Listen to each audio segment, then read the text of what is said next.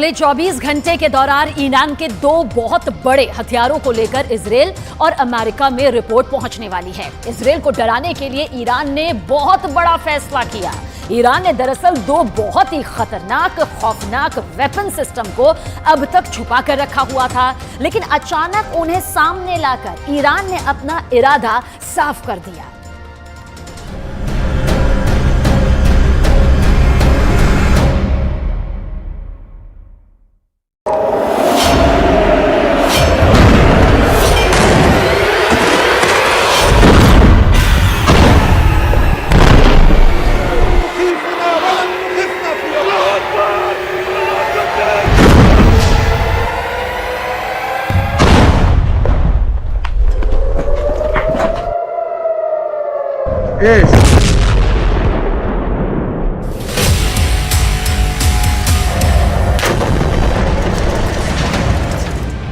एक तरफ गाजा पर बमबारी हो रही है,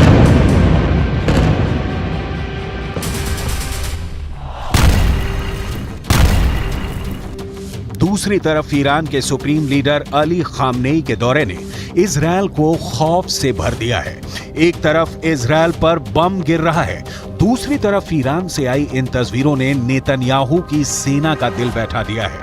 एक तरफ गाजा से उठता धूल और बारूदी धमाके का धुआं है, दूसरी तरफ तेहरान का हाई प्रोफाइल अड्डा है, जिस पर इजरायल से लेकर अमेरिका तक सबकी नजरें हैं। इस अड्डे में क्या है, उससे पहले गुस्से से उबलता हुआ पश्चिम एशिया देख लीजिए। ये ईरान की राजधानी तेहरान है। इजरायल का झंडा जलाया जा रहा है। गाजा में बमबारी, करीब 13,000 लोगों की मौत और इनमें 5,000 बच्चों की लाशों को देखकर पूरा पश्चिम एशिया एक बड़े युद्ध की तरफ बढ़ता हुआ नजर आ रहा है।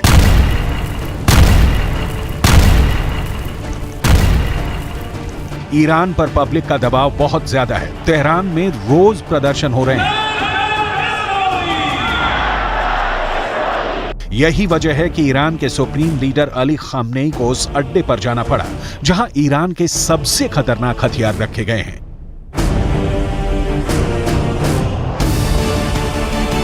यहीं से निकली ये तस्वीर पूरी दुनिया में वायरल हो रही है। ईरान के सुप्रीम लीडर अली खामनेई के सामने है ईरान का सबसे खतरनाक ड्रोन, जिसका नाम है गाजा।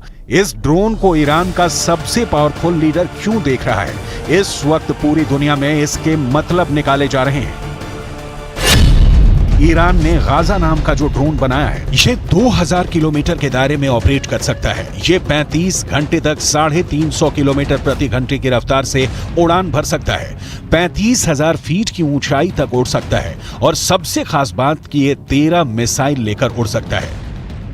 ईरान ने इस ड्रोन का नाम बहुत सोच समझ कर रखा है। 2021 में इस ड्रोन को लॉन्च करने के बाद अब इजरायल की बमबारी के बीच गाजा ड्रोन को दुनिया के सामने एक बार फिर लाना, ये ईरान की तरफ से बहुत बड़ा संदेश है, खासकर जब इसके साथ खामनेई की फोटो पूरी दुनिया में वायरल की जा रही है। लेकिन खामनेई के टारगेट पर इस वक्त अमेरिका और इजरायल से ज्यादा अरब वर्ल्ड के वो देश हैं जो इस वक्त गाजा पर बमबारी को देखकर खामोश बैठे हुए हैं। मुसलमान توی مجامع و توی ازارات و اینها محکوم میکنن گاهی، حالا بعضی محکوم هم نمیکنن، بمباران ها رو اینها رو بعضی محکوم میکنن. این کافی نیست. بایستی این جریان و شریان حیاتی رژیم صهیونیستی رو باید قطع کنن. بایستی نگذارن که نفت و انرژی و چه و کالا و امثال اینا نباید بگذارن وارد رژیم صهیونیستی بشه. روابط سیاسیشون رو لااقل برای مدت محدود. जाहिर है ईरान की शिकायत इस वक्त सऊदी अरब से है और साथ में उन सभी इस्लामिक देशों से जो रियाद में इकट्ठा होकर भी इजरायल को घेरने में नाकाम रहे। तब से अब तक गाजा में कई और हजार लोगों की मौत हो चुकी है। खामनेई ने जो कहा उसे आम भाषा में टोपी ट्रांसफर कहा जाता है। वैसे सच ये भी है कि इजरायल की सेना लगातार गाजा में ऑपरेशन कर रही है। उसे रोकने के लिए इस्लामिक देशों की बैठक का नतीजा 0 यानी 0 निकला है। لابد أن ننتقل إلى وقف إطلاق النار فورا، لابد أن تدخل المواد الإغاثية والمساعدات فورا، لابد أن نتجنب مزيد من القتل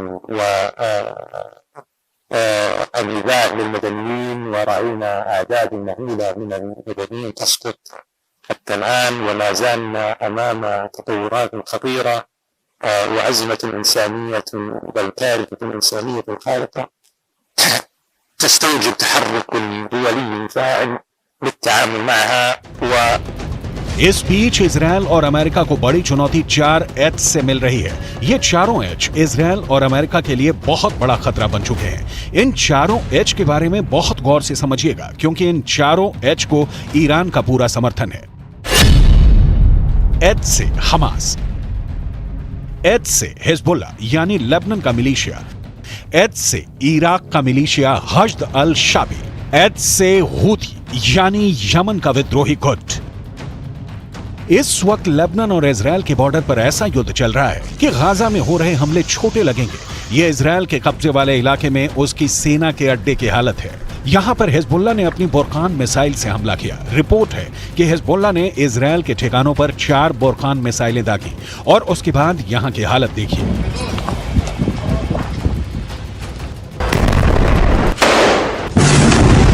हिजबुल्लाह ने अपनी सबसे खतरनाक स्नाइपर फोर्स उतार दी है। हिजबुल्लाह ने अपने एंटी टैंक दस्तों को इजरायल की पोस्ट पर लगातार हमलों का ऑर्डर जारी किया है। इजरायल के कई शहर टारगेट पर हैं। गाजा में बमबारी के खिलाफ हिजबुल्लाह और हूथी दोनों ने अपने हथियार गोदाम खोल दिए हैं।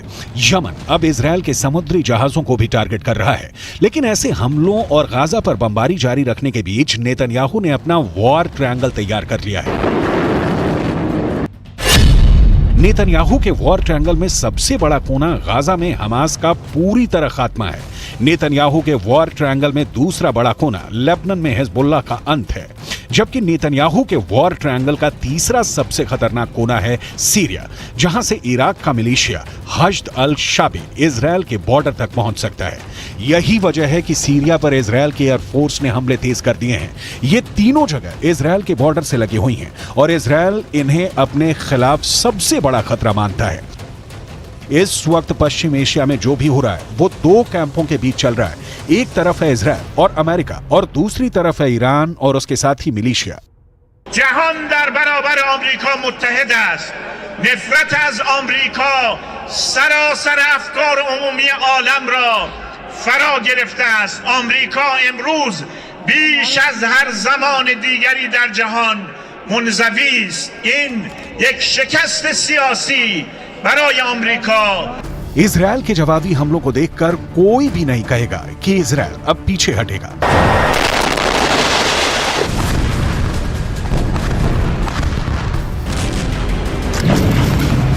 उसके रास्ते में जो आएगा इजरायल अब उसे मिटाना चाहता है, फिर चाहे वो हमास हो, हिजबुल्लाह हो, यमन हो या फिर ईरान। इजरायल का इरादा पक्का है, जो उससे टकराएगा चूर चूर हो जाएगा।